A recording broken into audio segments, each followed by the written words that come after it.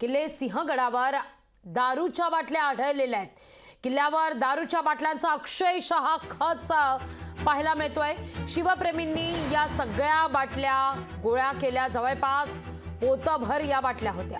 दारूच्या बाटल्या सापडल्यानं शिवप्रेमींमध्ये संताप आहे, नाराजी आहे। पण मुळात सिंहगडावर तळीरामांना मोकळं रान मिळतंच कसं?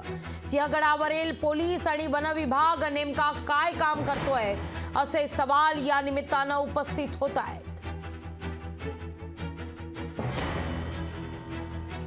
याविषयी अधिक संवाद साधण्याकरता आपल्यासोबत सामाजिक कार्यकर्ते केदार पाटणकर जोडले गेलेले आहेत। केदारजी, स्वागत आहे तुमचं लोकशाही मराठीमध्ये।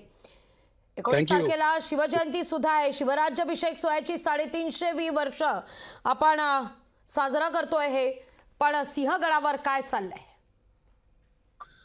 तुम्ही म्हटलात ते अगदी बरोबर आहे। 350वं राज्याभिषेकाचं वर्ष आहे आणि हा जो मुद्दा आहे तो गेले आम्ही 7-8 वर्ष मांडण्याचा प्रयत्न करतो आहे की आपण एकीकडे छत्रपती शिवाजी महाराजांना आपल्या दैवताप्रमाणे मानतो आणि त्यांचे उत्सव आणि शिवजयंती आणि राज्याभिषेक मोठ्या प्रमाणात साजरे करतो, त्यांचे पुतळे उभारतो, परंतु महाराजांचं ज्या गड किल्ल्यांवर प्रेम होतं ते गड किल्ले आपण राखत नाही।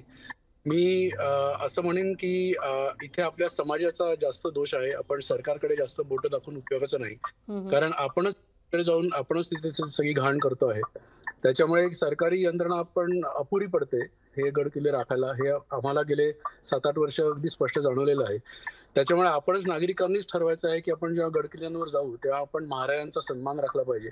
तिथे जो इतिहास झाला त्या इतिहासाचा सन्मान राखला पाहिजे। सिंहगडाचा म्हणाल तर तुम्ही तिथे एक दैदिप्यमान इतिहास घडला, तिथे तानाजी मालुसरे यांच्या रूपाने असं ते स्थळ आहे। तिथे जाऊन आपण दारू पितो, दारूच्या बाटल्या टाकतो, तंबाखू पान सुपारीची पाकिटं टाकतो, उष्ट खरकट अन्न टाकतो, डायपर्स फेकतो। हा सगळ्या प्रकारचा कचरा आम्ही गेले 7-8 वर्ष अनेक किल्ल्यांवर वरून आम्ही उचलतोय। त्याच्यामुळे जे सिंहगडावर झालं ते काही नवीन नाही आमच्यासाठी, पण ही एक दुर्दैवाची गोष्ट आहे। शिवरायांच्या महाराष्ट्रात शिवरायांच्या किल्ल्यांवर जाऊन लोक अशा प्रकारची घाण मोठ्या प्रमाणावर करतात, ही अतिशय दुर्दैवी गोष्ट आहे।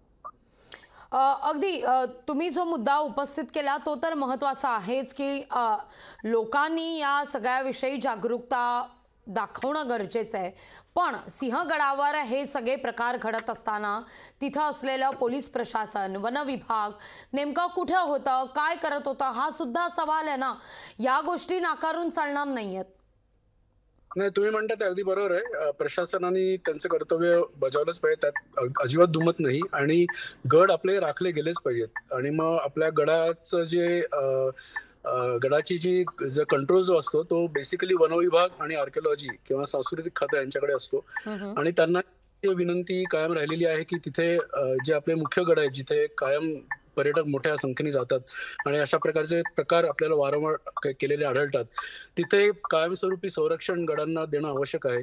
मग ते चेक पॉइंट्स असतील किंवा गार्ड्स असतील, परंतु त्या करवी गडांना एक प्रोटेक्शन मिळणं, त्याच्याकरता बजेट असाइन करणं अतिशय महत्त्वाचं आहे।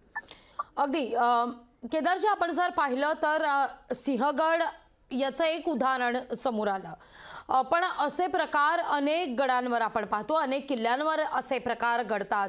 त्या दृष्टिकोनातून काहीतरी प्रयत्न करणं गरजेचं असं नाही का वाटत? अगदी बरोबर आहे तुम्ही म्हणलात ते। आणि मी तुम्हाला काही महत्त्वाची उदाहरण देईन। आता रायगड जर तुम्ही एक्झाम्पल घेतलं तर राजगड एक छत्रपती शिवाजी महाराजांची राजधानी, रायगडाच्या आधीची, पण तिथेही मोठ्या प्रमाणात कचरा आम्हाला आढळला। प्रतापगडवर कचऱ्याचा खच सापडला। लोहगड सारख्या किल्ल्यांवर दारूच्या बाटल्या, म्हणजे अर्धी एखादी खोली भरून जाईल इतक्या दारूच्या बाटल्या सापडल्या। कोरीगड सारखे तिथे बिअर पार्ट्या केलेल्या आढळतात। हे प्रकार वारंवार घडत आहेत। आणि इनफॅक्ट या गेल्या 31 डिसेंबरला आपल्या सरकारने तर सगळ्यांना नोटीस देऊन नागरिकांना सूचना दिली होती की कृपया शिवरायांच्या गडांवर दारू पार्ट्या करू नयेत। तर ह्या सिच्युएशन आहे ती सगळ्या गड किल्ल्यांवर आहेच आणि त्याला कायमस्वरूपी उपाययोजना करणं आवश्यक आहे। तर आम्ही काही ठोस उपाययोजना शासनाच्या अधिकाऱ्यांना भेटून सुचवलेल्या सुद्धा आहेत। निश्चित केदारजी, खूप खूप धन्यवाद आमच्याशी संवाद साधलात त्याबद्दल। लोकशाही मराठी ऐका, पहा, जागरूक रहा।